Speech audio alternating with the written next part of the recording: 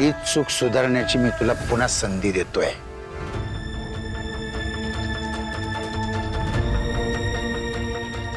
तुला आता कळलंय आपलं कोण आणि परक कोण.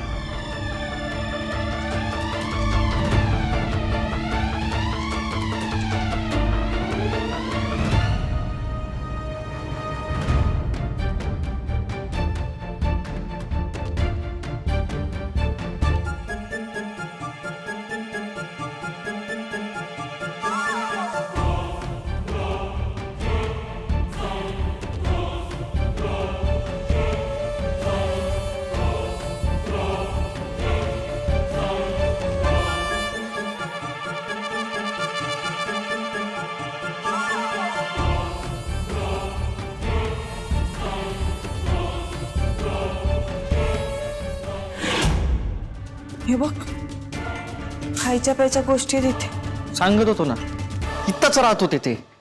मग आता गेले कुठे? मला तर फक्त ही एकच जागा माहिती होती. तर इथून कुठे गेले असतील नाही माहिती. काय वाटतंय, येतील परत? चान्सेस कमी आहेत. माझे वडील आहेत ते, अलर्ट झाले असणार, गायब झाले असतील इथून. आता टेन्शन येते मला पण. घ्या, प्रदीप्तातांना वाड्यावर घेऊन गेले होते. आणि या सगळ्याचा म्हणजे त्या प्रदीप्तातांशी काय संबंध असेल?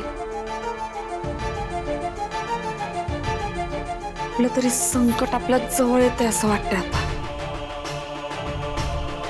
वहिनी तू टेन्शन नको घेऊ.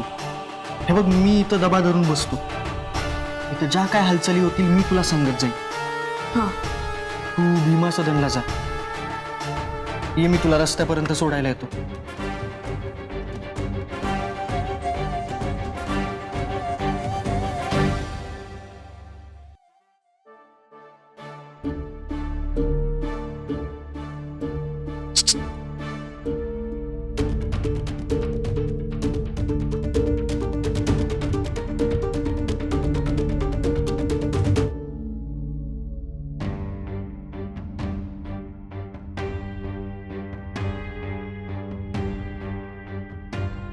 मामा, अरे इथे काय करतोय तू?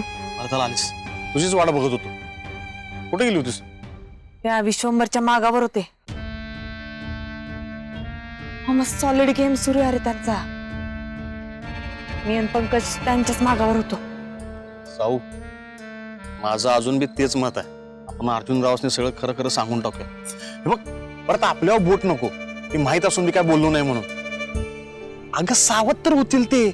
मामा ऐक ना, सगळं बरोबर आहे तुझं, मान्य मला. पण नाही करू शकत तसं, कळलं? तुला जमत नसल तर मी बोलू काय? नाही विश्वास ठेवणार तो. आपलं नाही ऐकलं तर नाही ऐकलं, तर ज्यांचं ऐकतात त्यासनी सांगून बघितलं तर. हे बघ, आपण विद्याधर दादासनी सगळं सांगूया. विद्याधर दादा अर्जुन रावसनी सांगतील आणि अर्जुन राव विद्याधर दादांचा शब्द हलक्यात घेणार नाहीत. मामा अरे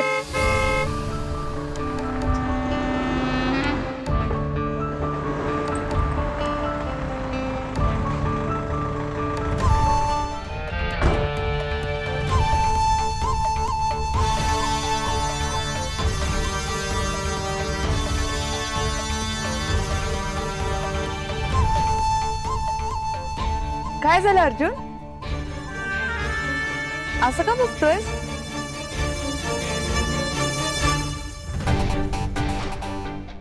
तुला काय वाटलं मामा मी कोणाला कसं लुटायचं याची काय गुप्त चर्चा वगैरे करतोय का इकडे?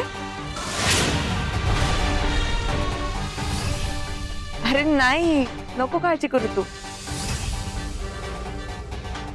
नाही करणार आहे असं मी काही.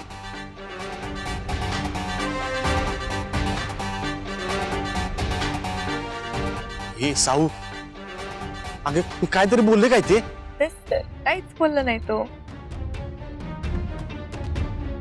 बघितलंस ना, त्याच्या लेखी आपल्या बोलण्याला किंमत शून्य.